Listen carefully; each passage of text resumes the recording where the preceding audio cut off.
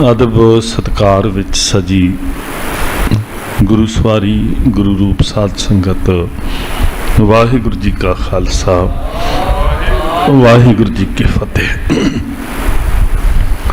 बहुत ही संवेदनशील विषय के उत्ते तुसी समागम रखिया और बड़े प्रेम नाल, बड़ी शरधा नाल, बड़ी भावना दे नाल आप सारी संगत जुड़ के बैठे हो। कल भी तुसी बड़े प्रेम नाल बैठ के इसे विषय उत्ते विचारां दी सांझ पाई कि जून 1984 विच जो कुछ सिक्खी दे केंद्र श्री हरमंदर साहब, सिक्खी दी धड़कन श्री अकाल तख्त साहब, श्री अमृतसर साहब जो वापरिया, जो सिख कौम ते वापरिया, उदा मंथन करिए असी बैठ के। बहुत ही ये संजीदा विषय है, बड़ा संवेदनशील विषय है, बड़ा सूक्ष्म विषय है और ये बैठ के विचार करनी, ਇਹਦਾ मंथन करना बहुत जरूरी है।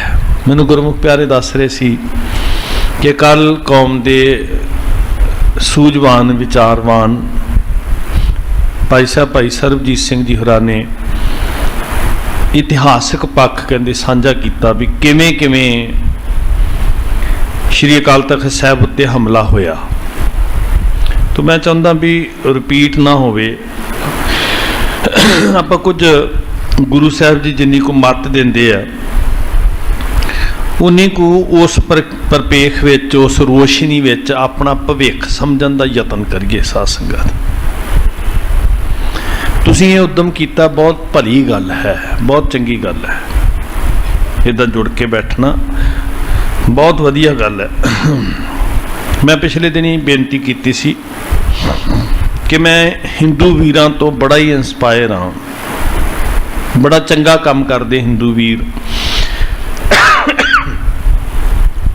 उन्हां तो बहुत सारी ये मैनू प्रेरणा जड़ी सी इस प्रथाए मिली जदों असी हिंदू वीरां नूं रामलीला का किस्सा, जिन्हों रामलीला के नाम से श्री रामचंद्र जी का इतिहास रिपीट करते हैं, हर साल वेखते हैं, तो बड़ी वड्डी इंस्पिरेशन है, वो बहुत वड्डी साडे वास्ते प्रेरणा है।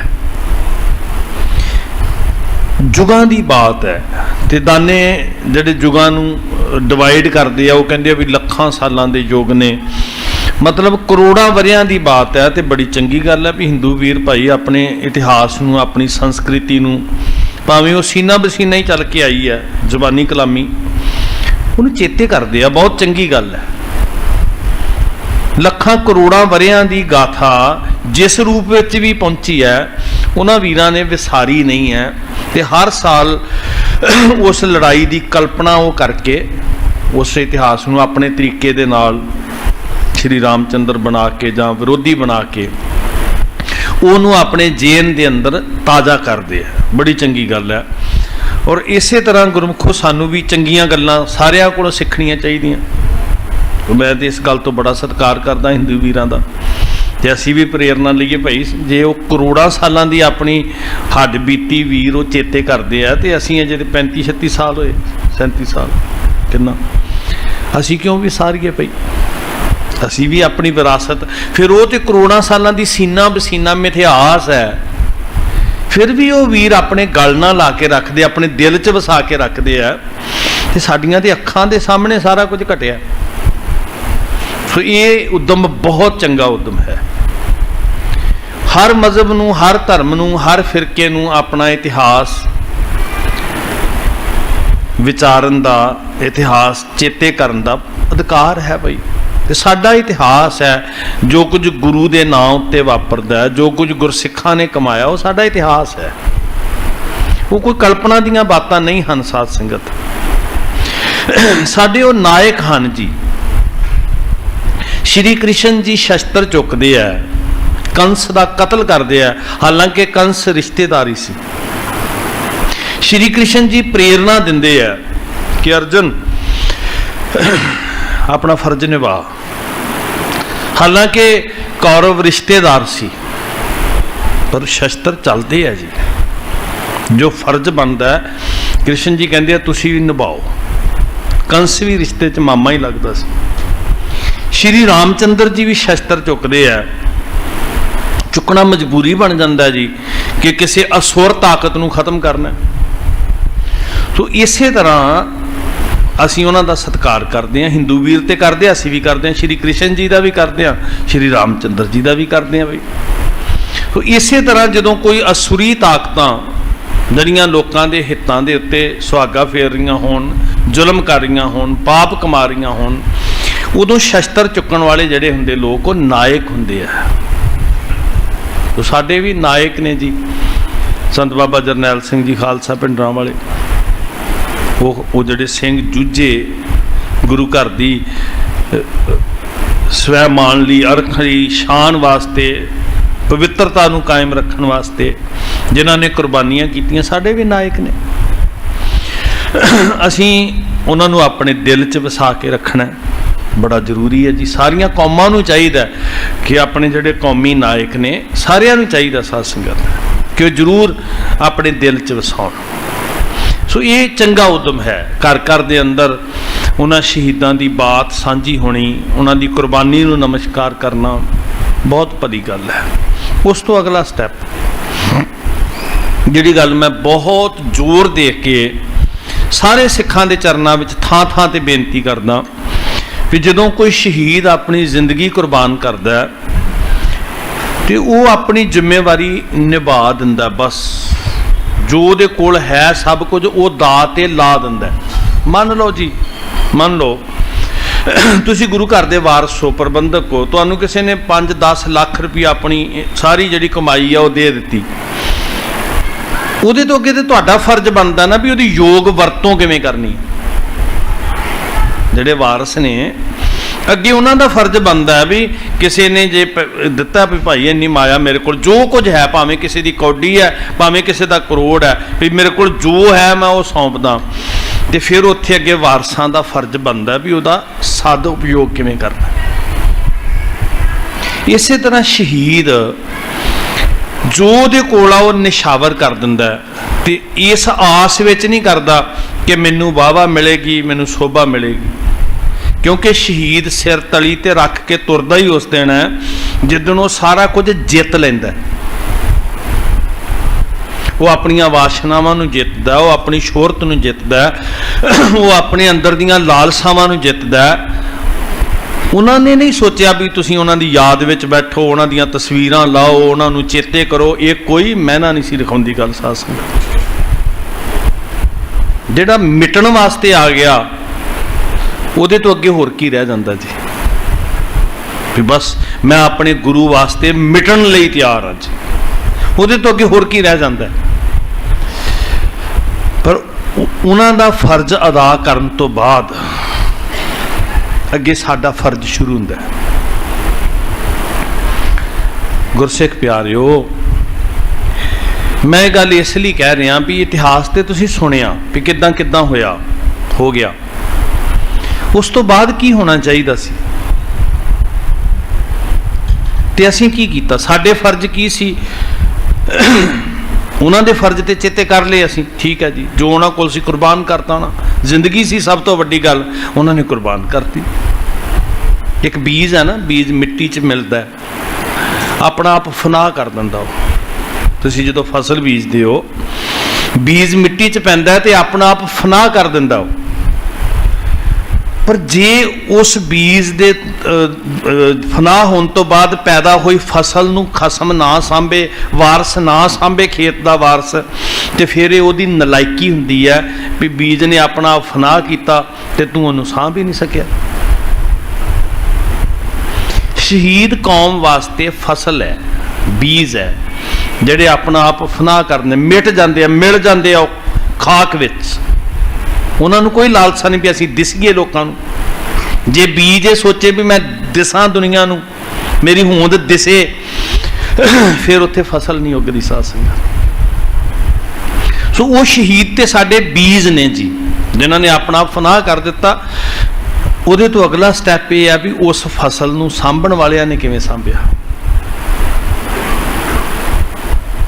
गुरमुख प्यारिओ किते ते लेखा करना ही पएगा ना बैठ के।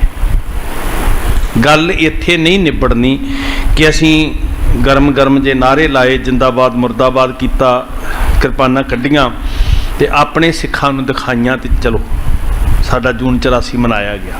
नहीं जी, ये नहीं गल हैगी। किते ते संजीदगी दे नाल सिर जोड़ के आखिर एक दिन बैठना पैना, भावें होर 50 सालां नूं बैठीए। जिन्हों गुरु साहब कहते क्या तैं खट्टिया कहाँ गवाया।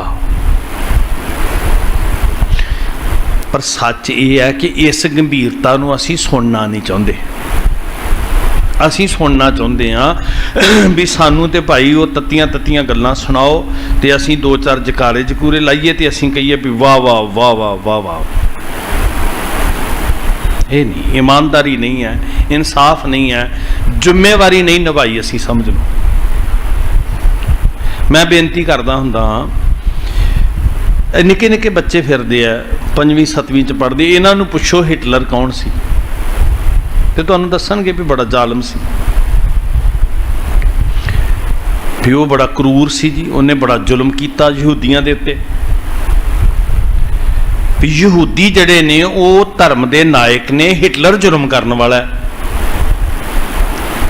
ते असीं किन्ने क कामयाब होए भी जड़े शहीद होने वाले आ वो तो बाणी पढ़न वाले नाम रसीए सन। हुण वेखो जो कुछ पेश किया दुनिया के सामने मीडिया ने जो पेश किया अजे तक असीं उन्होंने क्लैरीफाई नहीं कर सके, अजे तक दुनिया नूं ये नहीं दस सके भी भाई किसी दे हक नहीं सी मारन वाले। अज भी गुरमुखो हिंदू वीर वसदे ने जिन्हां दे उजड़े हुए घरां नूं उन्हां गुरसिखां ने वसाया, जिन्हां दियां घरां तो बेघर होईयां धीआं नूं लिया के घरां दे अंदर उन्हां दे नंगे सिरां नूं टकज्जिया लिया के इज्जत पत रखी जिन्हां दी। पर हुण उहदे तो अगे फर्ज किहनां दा बनदा सी साडा, असीं ये पक्ष दुनिया नूं दसीए कि धर्म लई जूझण वाले, बाणी दे रसीए, नाम जपण वाले किसी दे नाल कोई एक मनुख दसे भी भाई वो जालम सन, वो क्रूर सन, वो क्रिमिनल सन लोग ते उन्होंने आ जुल्म किए। वो तो सरकारां नहीं परचा दर्ज कर सकियां अज तक उस महापुरख के उत्ते। पर अगे नलायकी की दी है जी, मैं माफ़ी मंगदा। असीं जिहड़े जिम्मेवार हाँ जिन्हां ने संसार तक गल पहुँचाउणी, मैं अपने आप को उत्थे फिट कर। सो ये लेखा बड़ा जरूरी सी भी असीं कित्थों चले हैं ते कित्थे पहुँचे हाँ। साध संगत जदों अज असीं अपनी दशा वेखदे हाँ, कल मैं कथा कर रहा सी ते गुरु साहब की हजूरी च बैठिया एक गल जेहन विच आई, कोई विशा चल रहा सी, मेरे जेहन विच एक घटना आई भी गुरु हरगोबिंद साहब सच्चे पातशाह महाराज जी जो ग्वालियर के किले तो आ रहे हैं दिल्ली वाल नूं ते दिल्ली के नेड़े तेड़े ना बाहर खुले एरिए च शहर तो पिछे आप जी ने साखी नूं सुनिया भी एक घाही गुरु साहब नूं मिलिया। आया तो सतगुरु जी के दर्शनों वास्ते सी, पर वो भुलेखे दे नाल गरीब घाही ते उहदे कोल इन्नी क भेटा सी भी घाह दी एक गठड़ी सी ते एक टका सी। उन्हें सोचा घाह सतगुरु जी के घोड़े नूं काम आ जाएगा, मेरा सेवा च लग जाएगा, ते टका मैं सतगुरु जी अगे चाढ़ दिआंगा। तो तुसी इस गाथा तो वाकफ हो, मैनूं बहुता इनू विस्तार करने की जरूरत नहीं है। तो जदों उन्होंने पता लग्या भी मैं गलत जगह पर आ गया है ना, बादशाह के कोल चलिया गया तो रख के कहता जी महाराज जी लोक परलोक सवारो मेरा। तो बादशाह भी समझ गया तो सिख भी समझ गया, बादशाह नूं भी पता लग गया भी इन्हें सतगुरु जी कोल जाना सी ते ये तंबू लगे वेख के शस्त्रधारी वेख के इधर आ गए गलती ना। उन्हें क्या दसिया भी मैं तो भाई मेरे को खजाना हैगा, मेरे को लोक परलोक का सुख नहीं है। सिख नूं भी समझ आ गई, उन्हें क्या मेरी घाह की गठड़ी भी लै जांदा ते टका भी लै जांदा। जिहड़ी मैं गल तुहानूं दसनी चाहना, जदों सिख घाह की गठड़ी चुकन लगा वो कख पट्ठा जिहड़ा सी उहदा, ते बादशाह ने ते उहदे एहलकारां ने कहा सी भी इदां ना कर, जे हुण तूं लै आया तो ये नरादर है चुक के ले जाना, दस की कीमत लैनी है। तो कीमत उन्हें 150 हज़ार च नहीं कही, उन्हें क्या मैं दरवाजा खोल देना खजाने का, जिन्ना कख चुक के लिया उन्हें पैसे चुक के लै जा भावें। ਉਹਨੇ ਹਾੜੇ ਕੱਢੇ ਸੀ ਵੀ एडी तुहीन ना कर। लोग बादशाह कोल भी फरियादी हो के आउंदे आ ते जे तू इसे तरह चलिया गया तो यह शहनशाह की तुहीन होएगी। ठीक है, गुरु साहब कोल चलिया जा, पर यह हुण लियांदी हुई काखां दी पंड चुक के ना ले जा। 10 किन्ने पैसे चाहिए ते की होया सी? वो वक्त दा शहनशाह, दिल्ली दा बादशाह सिख दे कख नहीं खरीद सकिया, घाह नहीं खरीद सकिया। दिल्ली दी ताकत पैसिਆਂ ਦੇ ढेर ला के सिख दी कखां दी पंड नहीं खरीद सकी। किसे लालच विच, किसे गर्ज विच ਜਿਹੜੇ ਤ੍ਰਿਣ ਕੱਖ ਇਕੱਠੇ ਕੀਤੇ ਸੀ ਉਹ ਨਾ ਖਰੀਦ ਸਕੀ ਸਾਧ ਸੰਗਤ। ਤੇ ਜੇ ਅੱਜ ਥੋੜੀ ਜੀ ਤੁਲਨਾ ਕਰੀਏ, ਸਿੱਖਾਂ ਦੇ ਕੱਖ ਨਾ ਵਿਕੇ ਦਿੱਲੀ ਦੀ ਹਕੂਮਤ ਅੱਗੇ, ਅੱਜ ਜ਼ਮੀਰਾਂ ਹੀ ਵਿਕ ਗਈਆਂ ਜੀ। ਲੇਖਾ ਦੇ ਕਰਕੇ ਵੇਖੀਏ ਨਾ ਅਸੀਂ ਥੋੜਾ ਜਿਹਾ। ਕਦੀ ਕਦੀ ਮੈਨੂੰ ਇਦਾਂ ਲੱਗਦਾ ਵੀ ਅਸੀਂ ਬਹੁਤੀ ਉੱਚੀ ਨਾਰੇ ਜਕਾਰੇ ਲਾ ਕੇ ਤੇ ਝੂਠ ਬੋਲ ਰਹੇ ਹਾਂ। ਅਸਲ ਵਿੱਚ ਸਾਡੇ ਅੰਦਰ ਸ਼ਹੀਦਾਂ ਦੀ ਪਿਆਰ ਹੈ ਨਹੀਂ ਹੈ। ਔਰ ਖਾਸ ਕਰਕੇ ਜਿਨ੍ਹਾਂ ਦੇ ਮੂੰਹ ਵੱਲ ਅਸੀਂ ਵੇਖਣਾ ਸੀ, ਜਿਨ੍ਹਾਂ ਨੇ ਮੁੱਖ ਰੂਪ 'ਚ ਦਾਅਵੇ ਕੀਤੇ ਵੀ ਅਸੀਂ ਵਿਰਾਸਤ ਨੂੰ ਸਾਂਭਣਾ, ਤੇ ਕਿਤੇ ਸਾਡੀ ਆਤਮਾ ਮੁੱਲ ਵੱਟਣ ਵਾਲੇ ਪਾਸੇ ਜਦੋਂ ਪੈ ਜਾਂਦੀ ਹੈ ਨਾ, ਉਦੋਂ ਉਹ ਫਸਲ ਸਾਂਝੀ ਨਹੀਂ ਰਹਿੰਦੀ ਕੌਮ ਦੀ ਜੀ। ਫਿਰ ਕਬਜ਼ੇ ਹੋਣ ਲੱਗ ਪੈਂਦੇ, ਕਬਜ਼ੇ। ਵੱਡੀ ਬਦਕਿਸਮਤੀ ਕਿ ਅਸੀਂ ਕੌਮ ਦੇ ਸ਼ਹੀਦਾਂ ਨੂੰ ਧੜਿਆਂ ਵਿੱਚ ਵੰਡਣਾ ਸ਼ੁਰੂ ਕੀਤਾ, ਤੇ ਧੜਿਆਂ 'ਚ ਵੰਡ ਕੇ ਸ਼ਹਾਦਤਾਂ ਛੋਟੀਆਂ ਹੁੰਦੀਆਂ, ਵੱਡੀਆਂ ਨਹੀਂ ਹੁੰਦੀਆਂ। ਛੋਟੀਆਂ ਕੀਤੀਆਂ ਸੀ। 150 ਬੰਦੇ ਦਾ ਸ਼ਹੀਦ ਕਿ ਸਾਰੇ ਪੰਥ ਦਾ ਸ਼ਹੀਦ। बड़े जोर शोर के नाल ये गल असीं कही कि साडे ग्रुप का, साडे धड़े दे फलाना शहीद, साडे धड़े का शहीद। कित्थों तुरे सी ते कित्थे पहुंचे हैं साध संगत? निशाना की सी ते वो निशाना कित्थे? चलो वैसे तो जे असीं पिछोकड़ वेखीए ते 1478, फिर 1978, जे पिछोकड़ वेखना होवे कित्थों गल शुरू हुंदी है। जे दलील दे नाल वाकई गल करनी है भी दोषी कौन सी, क्यों शस्त्र चक्के, की क्यों ये सारा कुछ माहौल बनया, तो मैं बेनती करांगा भी सरदार कपूर सिंह जी होरां दी एक पुस्तक पढ़ लो, साची साखी, सारा पता लग जाएगा भी सही की सी ते गलत की सी। मैं खास करके यूथ नूं बेनती करदा, नौजवानों नूं, जे कल्ले लोकां वाल वेख के जकारे नारे लाउंदे रहे ना, तो शायद असली तत्थ तक असीं नहीं पहुँच सकांगे भी मकसद की सी, क्यों ये जनून आया, की मजबूरी बनी, शायद नहीं समझ सकांगे। इस वास्ते जिथे तुहाडे अंदर जोश जज्बा है, उत्थे ज्ञान वास्ते उस कौम का दिमाग ने सरदार कपूर सिंह। एक लिखत पढ़ लो उन्हां दी। पर दलील वाले पासे तो असीं तुरे नहीं साध संगत जी, जां फिर इदां सानूं तुरन ही नहीं दिता। पट्टी ही ऐसी बन्नी गई साडे अखां दे उत्ते भी असीं दलील नाल सोच ही ना सकीए भी की सी वो सारा मकसद, क्यों घरों बेघर होना, जिंदगी तली ते रखनी, की मनोरथ सी, कित्थों शुरुआत हुई, धर्मियां दे हत्थां 'च शस्त्र कित्थों आ गए। बाणी पढ़न वाले, नाम रसीए गुरु दे सिख, घंटियां बद्धी सुरतां दे अभ्यासी, आखिर की कारण बनया साध संगत? 1478 तो 1978 तक समझण दा यतन करिए। मैं ये गल इसलिए कह रहा भी संघर्ष की समझ आए तो संघर्ष चलता रहे। गल नूं समझियो, जिथों मैं गल आरंभ कर रहा, मैं इसलिए बेनती कर रहा कि सानू उस संघर्ष की, जिहड़ा संघर्ष गुरु नानक साहब ने शुरू किया सी, ਉਹਦੀ समझ आवे ते वो संघर्ष बंद ना होवे। असल विच संघर्ष की सी जी? ये संघर्ष हथियारां दा नहीं सी, विचारां दा सी। जानबुझ के इनू हथियारां वाला जदों असीं रूप देंदे आ ते असीं बहुत सारे सच दे उत्ते पर्दा पाउंदे आ, होर कुछ बना के पेश करन लई। दुनिया नूं ये दसीए जी, जो असी दसन च सफल हो गए कि ये संघर्ष हथियारां दा नहीं सी, ना ही मैं अज बेनती करदा भी तुसीं हथियार चुको। ठीक है, शस्त्रधारी होना गुरु ने हुक्म किया है, वो सिख दे कोल होने चाहिए आ। सानू ये भी कहा भी चुंकार आज हमा हीलते दरग जुश्त हलाल अस्त बुरदन बाद शमशीर दस्त हीले मुक जान ते शमशीर दे दस्ते दे उत्ते मुठे ते हथ जाना जायज़ हुंदा है। ये गुरु का हुक्म है, इहदे च अवग्या नहीं है। दिल्ली च होया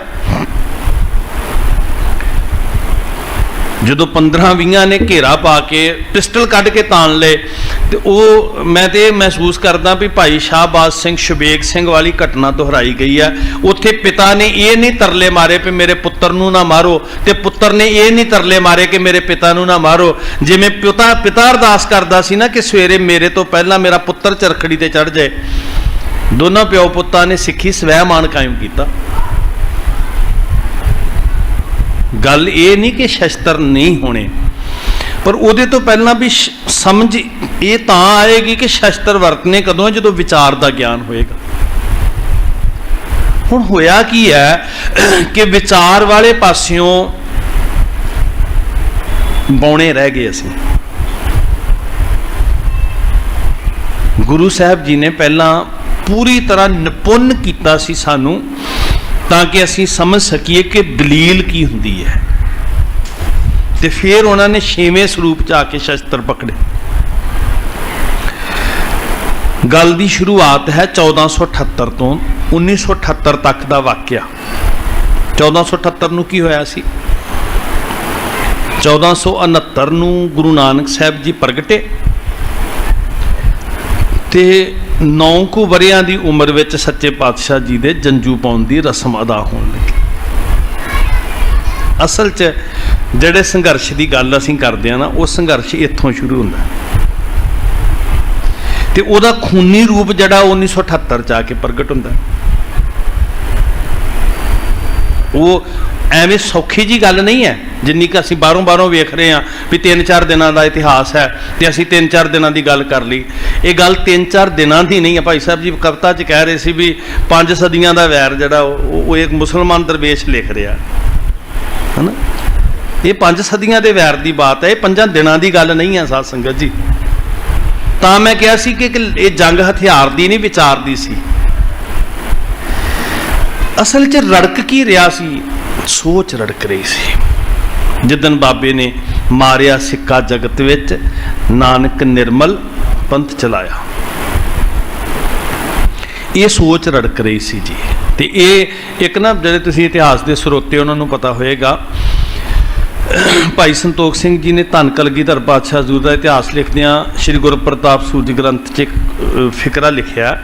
कहते हजूर दे कोल वो लोग आए जिन्होंने समाज ने दरड़िया होया सी, पूरी तरह कुचलिया सी पैरों च, जात हंकारियां ने। गुरु बाबा जी ने कलगीधर पातशाह जी ने उन्होंने चुक के गल ना लाया, क्योंकि वो कहते मेरा तो मकसद ही है भी इन गरीब सिखन को द्यूं पातशाही। याद करे हमरी गुरियाई जिनकी जात बरन कुल नाही, सरदारी ना भई कदाही, तिन्ही को सरदार बनाओ तबै गोबिंद सिंह नाम कहो। झगड़ा तो इस गल का साध संगत। तो उत्थे ने एक बड़ा कमाल का जिक्र होंदा भी वो जदों अमृत की दात दिती, सिंह सजाया, शस्त्रधारी होए, स्वरूप धारिया, रहत वखरी दिती। सब तो वड्डी गल इहो तीसर पंथ रचायो बड़ सूर गहला। तो जिहड़े तीसर पंथ दे धारनी सन बिल्कुल ही निवेकलापन सारा कुछ, जिन्हां दी चक्की थले पिसदे सी उन्हां तो बेपरवाह हो गए।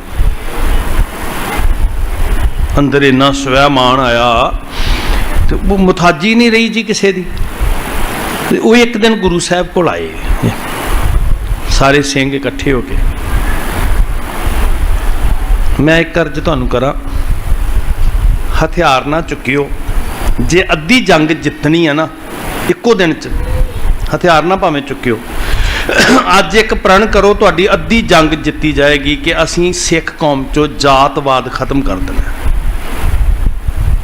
जिन्होंने धक के अज भी असीं हाशिए तो परे सुट रहे हैं ना, इक्को दिन विच एडा वड्डा प्यार कलावा होएगा कि एक ताकत का हड़ तुहाडे सामने खड़ा होएगा। पर जकारे लाने सौखे आ ਤੇ ਸਿਧਾਂਤ ਲਾਗੂ ਕਰਨਾ ਔਖਾ ਸਾਧ ਸੰਗਤ।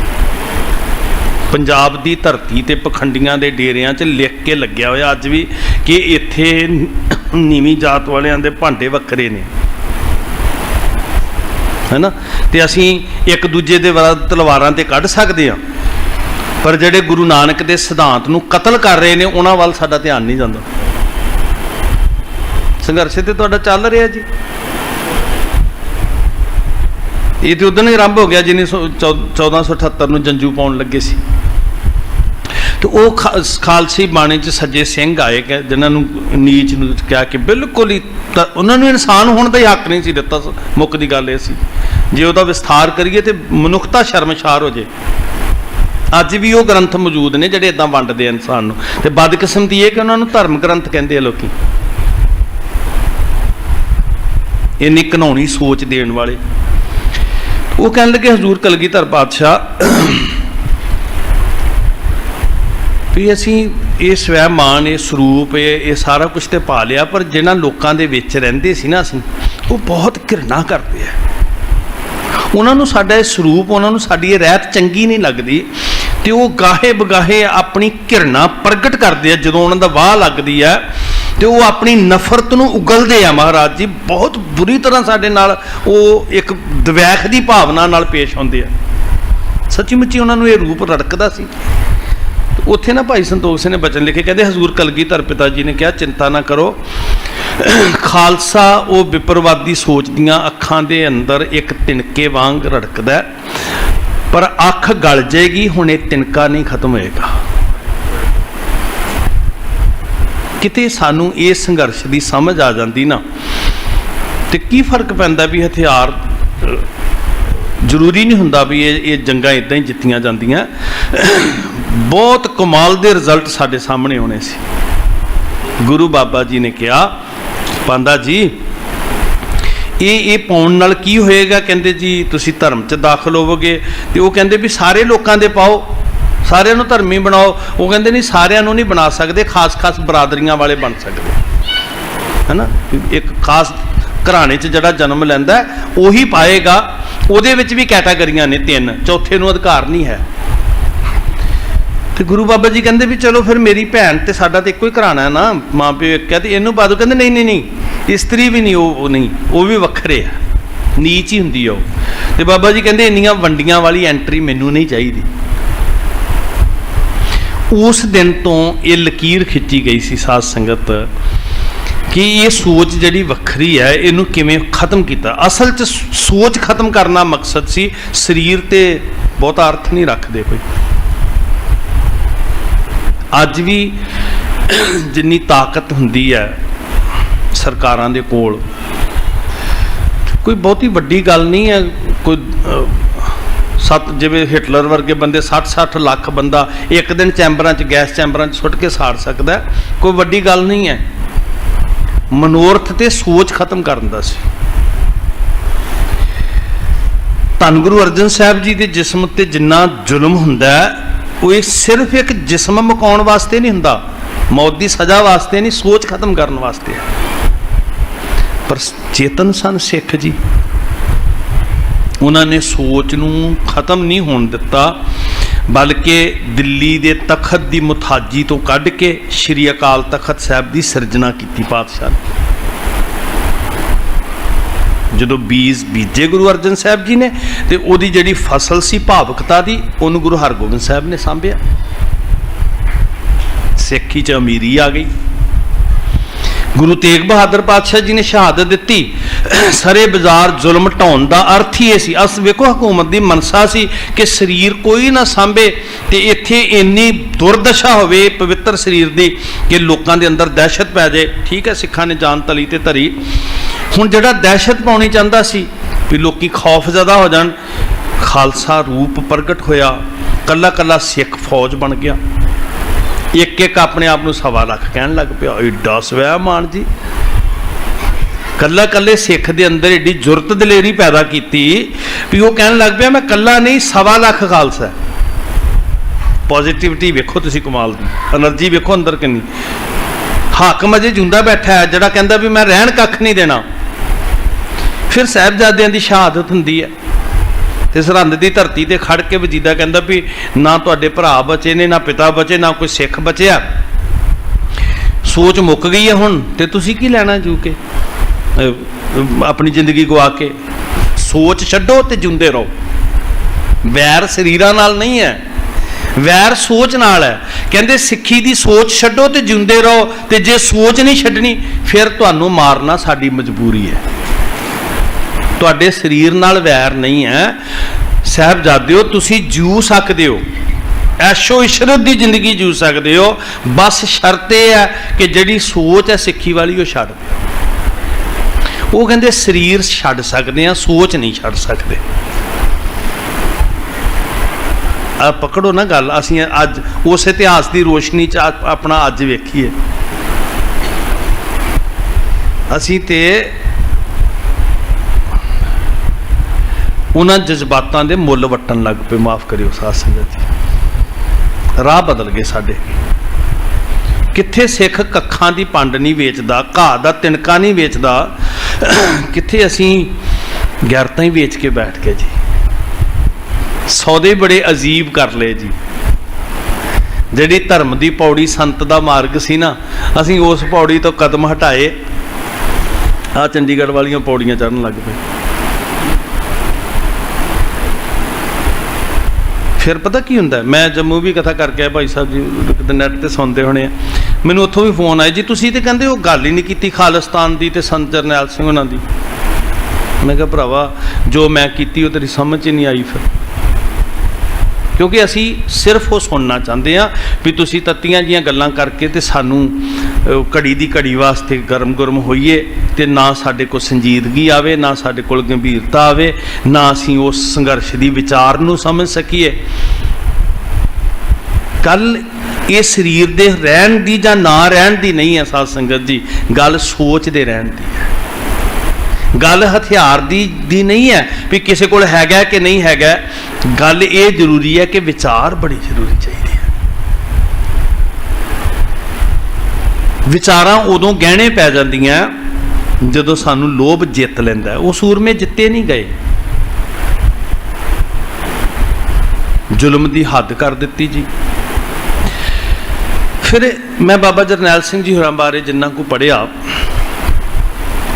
ਉਹਨਾਂ ਦੀ ਸੋਚ ਨੂੰ ਨਮਸਕਾਰ ਹੈ, ਬਹੁਤ ਨਮਸਕਾਰ ਹੈ ਜੀ। ਪਿਛਲੇ ਦਿਨੀ ਜਿੰਨੀ ਕੁ ਗੁਰੂ ਨੇ, ਵੇਖੋ ਮੈਂ ਇੰਨੀ ਵੱਡਾ ਕੱਦ ਨਹੀਂ ਮੇਰਾ ਕਿ ਮੈਂ ਕੌਮ ਦੀਆਂ ਬਹੁਤ ਵੱਡੀਆਂ ਗੱਲਾਂ ਕਰ ਸਕਾਂ, ਪਰ ਅੰਦਰ ਜਿੰਨੀ ਕੁ ਤੜਪ ਸੀ, ਮੈਂ ਕੁਝ ਸਿੱਖਾਂ ਨਾਲ ਕਿਹਾ ਕਿ ਜਿਹੜੀ ਕੌਮੀ ਥੋੜ੍ਹੀ ਦੁਫੇੜ ਪਈ ਹੈ ਇਹਨੂੰ ਕਿਵੇਂ ਖਤਮ ਕੀਤਾ ਜਾਏ। ਮੈਂ ਤੁਹਾਡੇ ਨਾਲ ਜ਼ਿਕਰ ਵੀ ਕਰਦਾ ਇੱਥੇ, ਕਿਉਂਕਿ ਮਤਲਬ ਕੋਈ ਪਰਦੇ ਵਾਲੀ ਨਹੀਂ ਮੇਰੇ ਵਾਸਤੇ ਗੱਲ। ਮੇਰੇ ਕੋਲ ਸ਼੍ਰੀ ਫਤਿਹਗੜ੍ਹ ਸਾਹਿਬ ਭਾਈ ਮੋਹਕਮ ਸਿੰਘ ਜੀ ਆਏ। ਮੈਨੂੰ ਕਿਸੇ ਦੀ ਸ਼ਖਸੀਅਤ ਬਾਰੇ ਨਿੱਜੀ ਨਹੀਂ ਬਹੁਤਾ ਪਤਾ, ਪਰ ਕੌਮੀ ਸੰਘਰਸ਼ਾਂ ਵਿੱਚ ਜਿਹੜੇ ਸਿੰਘ ਵਿਚਰੇ ਆ ਤੇ ਕੋਸ਼ਿਸ਼ ਹੁੰਦੀ, ਤੁਸੀਂ ਬੈਠੇ ਹੋ ਗੁਰਮੁਖ ਪਿਆਰੇ ਜਿਨ੍ਹਾਂ ਦੇ ਅੰਦਰ ਕੌਮੀ ਦਰਦ ਹੈ, ਮੈਂ ਉਹਨਾਂ ਨਾਲ ਇੱਕ ਬੇਨਤੀ ਸਾਂਝੀ ਕੀਤੀ ਜਿਹੜੇ ਮੇਰੇ ਯਤਨ ਚੱਲ ਰਹੇ ਸੀ। ਮੈਂ ਕਿਹਾ ਤੁਸੀਂ ਸੰਤ ਜਰਨੈਲ ਸਿੰਘ ਜੀ ਹੋਰਾਂ ਦੇ ਨਾਲ ਰਹੇ ਹੋ, ਬਹੁਤ ਕੁਝ ਤੁਸੀਂ ਵੇਖਿਆ, ਬਹੁਤ ਕੁਝ ਤੁਸੀਂ ਹੰਢਾਇਆ, ਕੀ ਤੁਸੀਂ ਸਾਰੇ ਚਾਰ ਸਿੱਖ ਇਹ ਜਿਹੜੇ ਸਾਡੇ ਲੜਦੇ ਪਏ ਆ, ਦੋ ਚਾਰ ਸੰਤਾਂ ਦੇ ਧੜੇ ਬਣੇ ਹੋਏ ਆ, ਇਹ ਇਕੱਠੇ ਨਹੀਂ ਕੀਤੇ ਜਾ ਸਕਦੇ? ਕਿਸ ਹੰਕਾਰ ਦੀ ਲੜਾਈ 'ਚ ਪਏ ਹੋਏ ਆ? ਸੰਤਾਂ ਦਾ ਕਾਹਦਾ ਹੰਕਾਰ? ਸੰਤਾਂ ਦੇ ਕਾਹਦੇ ਗਰੁੱਪ ਹੁੰਦੇ ਆ? ਸਧਾਰਨ ਰਾਜਨੀਤਿਕ ਤੇ ਗਰੁੱਪ ਬਣਾ ਕੇ ਲੜਨ। ਉਹਨਾਂ ਨੇ ਮੈਨੂੰ 2-3 ਗੱਲਾਂ ਦੱਸੀਆਂ ਜੀ, ਤੇ ਉਹ ਗੱਲਾਂ ਦੇ ਨਾਲ ਮੈਂ ਤੁਹਾਡੇ ਨਾਲ ਵੀ ਸਾਂਝੀਆਂ ਕਰਨੀਆਂ ਚਾਹੁੰਦਾ ਵੀ ਉਸ ਮਹਾਂਪੁਰਖ ਦਾ ਕਿੱਡਾ ਵੱਡਾ ਹਿਰਦਾ ਸੀ ਬਾਬਾ ਜਰਨੈਲ ਸਿੰਘ ਜੀ ਦਾ। ਉਹ ਕਹਿੰਦੇ ਜੀ ਮੈਂ ਹਾਜ਼ਰ ਸੀ ਸ਼੍ਰੀ ਅਕਾਲ ਤਖਤ ਸਾਹਿਬ, ਤੇ ਸ਼੍ਰੀ ਅਕਾਲ ਤਖਤ ਸਾਹਿਬ ਜਿਵੇਂ ਤੁਸੀਂ ਹਰਿਮੰਦਰ ਸਾਹਿਬ ਅੱਜ ਵੀ ਸ਼੍ਰੀ ਰਹਿਰਾਸ ਸਾਹਿਬ ਜਦੋਂ ਸੋਦਰ ਦਾ ਪਾਠ ਸੁਣਦੇ ਹੋ, ਤੇ ਉਹ ਸ਼੍ਰੀ ਅਕਾਲ ਤਖਤ ਸਾਹਿਬ ਦੀ ਮਰਜ਼ਾਦਾ ਦੇ ਅਨੁਸਾਰ ਤੇਰਾ ਕੀਤਾ ਜਾਤੋ ਨਾਈ, ਜੋ ਮਰਜ਼ਾਦਾ ਦੇ ਵਿੱਚ ਲਿਖਿਆ ਉੱਥੇ ਸਮਾਪਤੀ ਹੁੰਦੀ ਹੈ। ਉਸ ਵੇਲੇ ਸ਼੍ਰੀ ਅਕਾਲ ਤਖਤ ਸਾਹਿਬ ਉੱਤੇ ਮੈਂ ਇਸ ਕੰਟਰੋਵਰਸੀ 'ਚ ਨਹੀਂ ਪੈਣਾ ਚਾਹੁੰਦਾ ਵੀ ਮੈਂ ਕਿਸ ਪੱਖ ਵਿੱਚ ਹਾਂ ਕਿਸ 'ਚ ਨਹੀਂ, ਰਾਗਮਾਲਾ ਨਹੀਂ ਸੀ ਪੜ੍ਹੀ ਜਾਂਦੀ। ਭਾਈ ਸਾਹਿਬ ਜੀ ਕਹਿੰਦੇ, ਭਾਈ ਮੋਹਕਮ ਸਿੰਘ ਜੀ ਕਹਿੰਦੇ ਮੈਂ ਹਾਜ਼ਰ ਸੀ ਤੇ ਸਮਾਪਤੀ ਹੋਣ ਲੱਗੀ ਤੇ ਮਰਜ਼ਾਦਾ ਦੇ ਅਨੁਸਾਰ ਸਮਾਪਤੀ ਕਰ ਦਿੱਤੀ, ਮੰਦਾਵਣੀ ਪੜ੍ਹ ਕੇ ਤੇਰਾ ਕੀਤਾ ਜਾਤੋ ਨਹੀਂ। ਤੇ ਉਹਨਾਂ ਨੇ ਮੈਨੂੰ ਦੱਸਿਆ ਵੀ ਸੰਤਾਂ ਦੇ ਬਹੁਤ ਨਿਕਟਵਰਤੀ ਰਿਸ਼ਤੇ ਚੋਂ ਉਹਨਾਂ ਨੇ ਜ਼ੁਬਾਨੀ ਰਾਗਮਾਲਾ ਪੜ੍ਹੀ। ਸੰਤਾਂ ਨੇ ਲੰਗਰ ਹਾਲ ਤੇ ਆ ਕੇ ਮੈਨੂੰ ਜੋ ਭਾਈ ਮੋਹਕਮ ਸਿੰਘ ਜੀ ਨੇ ਦੱਸਿਆ ਮੈਂ ਤੁਹਾਨੂੰ ਦੱਸ ਰਿਹਾ। ਉਹ ਕਹਿੰਦੇ ਮੈਂ ਉੱਥੇ ਸੀ, ਉਹਨਾਂ ਨੇ ਫਿਜ਼ੀਕਲੀ ਲੈ ਕੇ ਡੰਡਾ ਕੁੱਟਿਆ, ਤੀਰ ਦੇ ਨਾਲ ਕੁੱਟਿਆ ਉਹਨਾਂ ਨੂੰ ਵਿੱਚ ਦਖਲ ਦੇ। ਕਹਿੰਦੇ ਕਿ ਅਸੀਂ ਕੌਮ ਵਿੱਚ ਲੜਾਈ ਪਾਉਣ ਨਹੀਂ ਆਏ, ਅਸੀਂ ਕੌਮ ਦੀ ਲੜਾਈ ਲੜਨ ਆਏ ਹਾਂ, ਤੇ ਜੇ ਘਰੇਲੂ ਗੱਲਾਂ ਛੇੜ ਕੇ ਬੈਠਾਂਗੇ ਫਿਰ ਕੌਮ ਦੇ ਵਿੱਚ ਲੜਾਈ ਪੈ ਜਾਏਗੀ। ਇਹ ਬੜੀਆਂ ਛੋਟੀਆਂ ਗੱਲਾਂ ਨੇ, ਅਸੀਂ ਬੈਠ ਕੇ ਨਜਿੱਠ ਲਵਾਂਗੇ। ਹੁਣ ਅੱਜ ਸਭ ਤੋਂ ਵੱਡੀ ਲੜਾਈ ਕੀ ਹੈ? ਬਸ ਇਹਨੂੰ ਅਸੀਂ ਲੜਾਈ ਬਣਾ ਲਿਆ, ਮੇਰੀ ਮਰਜ਼ਾਦਾ ਕਿ ਤੇਰੀ ਮਰਜ਼ਾਦਾ। ਕੌਮ ਦੀ ਲੜਾਈ ਲੜਨ ਵਾਲੇ ਇਦਾਂ ਦੇ ਤਕਰਾਰ ਨਹੀਂ ਕਰਦੇ ਹੁੰਦੇ। ਬੜਾ ਵੱਡਾ ਦਿਲ ਚਾਹੀਦਾ ਕੌਮ ਦੀ ਲੜਾਈ ਲੜਨ ਵਾਸਤੇ। ਧੜਿਆਂ ਵਿੱਚ ਵੱਜੇ ਹੋਏ ਲੋਕ ਕੌਮ ਦੀ ਲੜਾਈ ਕਦੀ ਨਹੀਂ ਲੜ ਸਕਣਗੇ ਸਾਧ ਸੰਗਤ। ਉਹਨਾਂ ਨੂੰ ਚਿੰਤਾ ਹੀ ਹੁੰਦੀ ਹੈ ਕਿ ਸਾਡਾ ਧੜਾ ਕਿਵੇਂ ਚਮਕੇਗਾ, ਸਾਡਾ ਨਾਂ ਕਿਵੇਂ ਚਮਕੇਗਾ। ਮੈਂ ਕਿਸੇ ਦਾ ਨਿੱਜੀ ਤੌਰ ਤੇ ਵਿਰੋਧੀ ਨਹੀਂ ਹਾਂ, ਸਮੂਹਕ ਤੌਰ ਤੇ ਮੈਂ ਬੇਨਤੀ ਕਰਨੀ ਚਾਹੁੰਦਾ ਜੇ ਨਤੀਜੇ ਕੱਢਣੇ ਆ ਤੇ। ਇੱਕ ਬਾਤ ਉਹਨਾਂ ਨੇ ਮੈਨੂੰ ਹੋਰ ਦੱਸੀ, ਕੌਮ ਦੇ ਸੁਹਿਰਦ ਲੋਕ। ਉਹ ਕਹਿੰਦੇ ਜੀ ਇੱਕ ਸੰਸਥਾ ਨੇ ਧੰਨ ਸ਼੍ਰੀ ਗੁਰੂ ਗ੍ਰੰਥ ਸਾਹਿਬ ਮਹਾਰਾਜ ਸਰੂਪ ਛਪਵਾ ਲਿਆ, ਜਿਹਦੇ ਚ ਰਾਗਮਾਲਾ ਅੰਕਿਤ ਨਹੀਂ ਸੀ। ਰੌਲਾ ਪੈਣਾ ਸੀ, ਥੋੜੀ ਕੰਟਰੋਵਰਸੀ ਚੱਲ ਰਹੀ ਹੈ। ਸ਼੍ਰੀ ਅਕਾਲ ਤਖ਼ਤ ਸਾਹਿਬ ਦੀ ਰਹਿਤ ਮਰਜ਼ਾਦਾ 'ਚ ਵੀ ਲਿਖਿਆ ਕਿ ਚੱਲਦੀ ਰੀਤੀ ਅਨੁਸਾਰ ਭੋਗ ਪਾ ਲੈਣਾ। ਕਈ ਥਾਂ ਤੇ ਰੀਤੀ ਹੈ ਪੜ੍ਹਨ ਦੀ, ਕਿਤੇ ਨਹੀਂ ਪੜ੍ਹਨ ਦੀ ਵੀ ਹੈ। ਪਰ ਇਹ ਏਡਾ ਵੱਡਾ ਇਸ਼ੂ ਨਹੀਂ ਹੈ ਸਾਧ ਸੰਗਤ ਜੀ, ਬਹੁਤਾ ਸਾਨੂੰ ਚਿੰਤਾਤੁਰ ਹੋਣ ਦੀ ਲੋੜ ਨਹੀਂ ਹੈ। ਕਹਿੰਦੇ ਜਥੇਦਾਰ ਗੁਰਚਰਨ ਸਿੰਘ ਟੌੜਾ ਭਾਈ ਸਾਹਿਬ ਜੀ ਫਿਰ ਕਹਿੰਦੇ ਵੀ ਮੈਂ ਮਹਿਤੇ ਸੀ, ਬਾਬਾ ਠਾਕੁਰ ਸਿੰਘ ਜੀ ਹੋਰਾਂ ਦੇ ਕੋਲ ਆ ਗਏ ਤੇ ਉਹ ਕਹਿੰਦੇ ਜੀ 3 ਦਿਨ ਤੁਸੀਂ ਕੋਈ ਬਿਆਨ ਨਾ ਦਿਓ, ਮੈਂ ਸਾਰਾ ਕੁਝ ਸ਼ਾਂਤ ਕਰ ਲਵਾਂ। ਜਿਨ੍ਹਾਂ ਵੀਰਾਂ ਨੇ ਛਪਾਈ ਕੀਤੀ ਸੀ ਉਹਨਾਂ ਕੋਲ ਵੀ ਗਏ, ਕਹਿਣ ਲੱਗੇ ਜੀ ਮਰਜ਼ਾਦਾ ਦੇ ਅਨੁਸਾਰ ਤੁਹਾਡੀ ਮਰਜ਼ੀ ਹੈ, ਤੁਸੀਂ ਪੜ੍ਹੋ ਨਾ ਪੜ੍ਹੋ, ਪਰ ਇਹ ਨਵੀਂ ਪਿਰਤ ਨਾ ਪਾਓ ਕਿ ਸ਼੍ਰੀ ਗੁਰੂ ਗ੍ਰੰਥ ਸਾਹਿਬ ਜੀ ਰਾਗਮਾਲਾ ਤੋਂ ਬਿਨਾਂ ਛਾਪਣ। ਵਿੱਚ ਪੈ ਕੇ ਦੋਨਾਂ ਧਿਰਾਂ ਨੂੰ ਸ਼ਾਂਤ ਕਰਕੇ ਕੌਮ ਦੀ ਬਹੁਤ ਵੱਡੀ ਲੜਾਈ ਉਹਨਾਂ ਨੇ ਟਾਲ ਦਿੱਤੀ। ਸੁਹਿਰਦਤਾ, ਕੌਮ ਪ੍ਰਤੀ ਸੁਹਿਰਦਤਾ, ਉਹ ਬੜੇ ਵੱਡੇ ਕਲੇਸ਼ਾਂ ਚੋਂ ਕੌਮ ਨੂੰ ਕੱਢ ਸਕਦੀ ਹੈ। ਬਾਬਾ ਜਰਨੈਲ ਸਿੰਘ ਜੀ ਤੁਸੀਂ ਜਿਹੜੇ ਜਾਣੂ ਹੋ ਵਿਥਿਆ ਤੋਂ, ਗੁਰੂ ਨਾਨਕ ਨਿਵਾਸ ਤੋਂ ਸ਼੍ਰੀ ਅਕਾਲ ਤਖ਼ਤ ਸਾਹਿਬ ਕਿਉਂ ਗਏ ਸੀ? ਕੁਝ ਵੀਰਾਂ ਨੇ ਕਿਹਾ ਕਿ ਨਹੀਂ ਇੱਥੇ ਅਸੀਂ ਆਵਾਂਗੇ। ਸ਼ਕਤੀ ਸੀ ਉਸ ਵੇਲੇ ਉਹਨਾਂ ਦੇ ਕੋਲ, ਤਾਕਤ ਸੀ, ਉਹ ਤਾਕਤ ਵਰਤ ਸਕਦੇ ਸੀ, ਪਰ ਉਹਨਾਂ ਨੇ ਭਰਾਵਾਂ ਉੱਤੇ ਨਹੀਂ ਵਰਤੀ ਤਾਕਤ। ਕਹਿਣ ਲੱਗੇ ਕੋਈ ਗੱਲ ਨਹੀਂ, ਇੱਥੇ ਤੁਸੀਂ ਆਓ, ਅਸੀਂ ਚਲੇ ਜਾਂਦੇ ਹਾਂ, ਅਸੀਂ ਲੰਗਰ ਦੇ ਵਿੱਚ ਰਹਿ ਲਵਾਂਗੇ। ਸ਼੍ਰੀ ਅਕਾਲ ਤਖ਼ਤ ਸਾਹਿਬ ਚਲੇ ਗਏ। ਵਿਸ਼ਾਲ ਸੋਚ ਜਿੰਨੀ ਦੇਰ ਨਹੀਂ ਆਉਂਦੀ, ਕੌਮਾਂ ਦੇ ਸੰਘਰਸ਼ ਜਿਹੜੇ ਆ ਉਹ ਅਧੂਰੇ ਰਹਿ ਜਾਂਦੇ ਸਾਧ ਸੰਗਤ। ਜਿੰਨੀ ਦੇਰ ਸਾਡੇ ਕੋਲ ਸੰਜੀਦਗੀ ਨਹੀਂ ਆਉਂਦੀ, ਕਿਤੇ ਬੈਠ ਕੇ ਮੈਂ ਤੁਹਾਨੂੰ, ਤੁਸੀਂ ਕੌਮ ਦੇ ਸਿਆਣੇ ਗੁਰਮੁਖ ਬੈਠੇ ਹੋ, ਗੱਲ ਇਕੱਲੀ ਭਾਵੁਕਤਾ ਦੀ ਨਹੀਂ, 50 ਨੌਜਵਾਨ ਇਕੱਠੇ ਕਰਕੇ ਉਹਨਾਂ ਨਾਲ ਟੇਬਲ ਟਾਕ ਕਰੋ। ਵੈਸੇ ਬਹੁਤ ਜਾਣਕਾਰੀ ਰੱਖਦੇ ਨੇ ਸਾਡੇ ਨੌਜਵਾਨ ਵੀਰ, ਮੈਂ ਨੈਗੇਟਿਵ ਨਹੀਂ ਜਾਂਦਾ, ਪਰ ਜੇ ਤੁਸੀਂ ਪਰਸੈਂਟੇਜ ਕੱਢਣ ਦਾ ਯਤਨ ਕਰੋ ਤੇ ਬਹੁਤੀ ਵਾਰੀ ਬਹੁਤੇ ਜੋਸ਼ ਠਾਠਾਂ ਮਾਰਨ ਵਾਲੇ ਦਲੀਲ ਤੋਂ ਸੱਖਣੀ ਹੁੰਦੇ ਆ। ਉਹਨਾਂ ਨੂੰ ਪਤਾ ਹੀ ਨਹੀਂ ਹੁੰਦਾ ਵਿਚਾਰਿਆਂ ਨੂੰ ਕਿ ਇਹ ਕਿੱਥੋਂ ਸੰਘਰਸ਼ ਸ਼ੁਰੂ ਹੋਇਆ ਸੀ ਤੇ ਕੀ ਇਹਦਾ ਕਾਰਨ ਸੀ। ਸੰਘਰਸ਼ ਸਾਡੀ ਹੋਂਦ ਨਾਲ ਜੁੜਿਆ ਹੋਇਆ, ਸਾਡੀ ਪਹਿਚਾਨ ਨਾਲ ਜੁੜਿਆ ਹੋਇਆ, ਜਿਹੜਾ 1478 ਤੋਂ ਸ਼ੁਰੂ ਹੁੰਦਾ, ਜਿਸ ਦਿਨ ਬਾਬਾ ਜੀ ਨੇ ਲਕੀਰ ਖਿੱਚ ਕੇ ਸਾਨੂੰ ਇੱਕ ਪਹਿਚਾਨ ਦਿੱਤੀ ਸੀ ਕਿ ਅਸੀਂ ਰਵਾਇਤਾਂ ਦੇ ਪੁਜਾਰੀ ਨਹੀਂ ਹਾਂ। ਜੇ ਰਵਾਇਤਾਂ ਹੀ ਮੰਨਣੀਆਂ ਹੁੰਦੀਆਂ ਤੇ ਬਾਬਾ ਜੀ ਕਹਿੰਦੇ ਚਲੋ ਕੋਈ ਨਹੀਂ ਜੀ, ਕੁੱਲ ਦੀ ਰਵਾਇਤ ਹੈ ਤੇ ਅੱਜ ਪਾ ਲੈਂਦੇ ਆ, ਕੱਲ ਨੂੰ ਭਾਵੇਂ ਲਾ ਦਿਆਂਗੇ। ਫਿਰ ਮੇਰੇ ਸਤਿਗੁਰੂ ਜੀ ਜਦੋਂ ਵਿਆਹੁਣ ਗਏ ਬਟਾਲੇ ਤੇ ਉਹਨਾਂ ਨੇ ਕਿਹਾ ਵੀ ਮੇਰਾ ਇਸ਼ਟ ਤੇ ਅੱਗ ਨਹੀਂ ਹੈ, ਮੇਰਾ ਇਸ਼ਟ ਤੇ ਇੱਕ ਓਂਕਾਰ ਆਦਿ ਸੱਚ ਜੁਗਾਦ ਸੱਚ ਹੈ, ਮੇਰਾ ਤੇ ਇਸ਼ਟ ਅਜੂਨੀ ਹੈ, ਸਹਿਭੰਗ ਹੈ, ਅਕਾਲ ਮੂਰਤ ਹੈ ਮੇਰਾ ਇਸ਼ਟ ਤੇ। ਮੈਂ ਤੇ ਮੂਲ ਮੰਤਰ ਦਾ ਪਾਠ ਲਿਖ ਕੇ ਉਹਦੇ ਤੋਂ ਵਾਰਨੇ ਜਾਵਾਂਗਾ, ਪਰ ਹੁਣ ਇਸ਼ਟ ਤੋਂ ਹੀ ਪਰਿਕਰਮਾ ਕਰੀਦਾ ਨਾ। ਖਤਰਾ ਉਦਣ ਵੀ ਲੱਗਿਆ ਤੇ ਉਦਣ ਅਗਲਿਆਂ ਨੇ ਯਤਨ ਕੀਤਾ ਵੀ ਮਜ਼ਾਕ ਦਾ ਮਜ਼ਾਕ ਹੋਵੇਗਾ, ਕੰਧ ਸੁੱਟੋ ਤੇ ਸਿਆਪਾ ਹੀ ਮੁਕਾਓ। ਬਜ਼ੁਰਗ ਬੈਠੇ ਇਹਨਾਂ ਨੂੰ ਪੁੱਛੋ, ਪੁਰਾਣੀਆਂ ਕੰਧਾਂ ਦੇ ਲੇਕ ਕਿੱਡੇ ਕਿੱਡੇ ਹੁੰਦੇ ਸੀ, ਉਹਦੇ ਤੇ ਤੁਸੀਂ ਮੋਟਰਸਾਈਕਲ ਚਲਾ ਸਕਦੇ ਅੱਜ ਵੀ ਜੇ ਕਿਤੇ ਪੁਰਾਣੀਆਂ ਕੰਧਾਂ ਮਿਲ ਜਾਣ।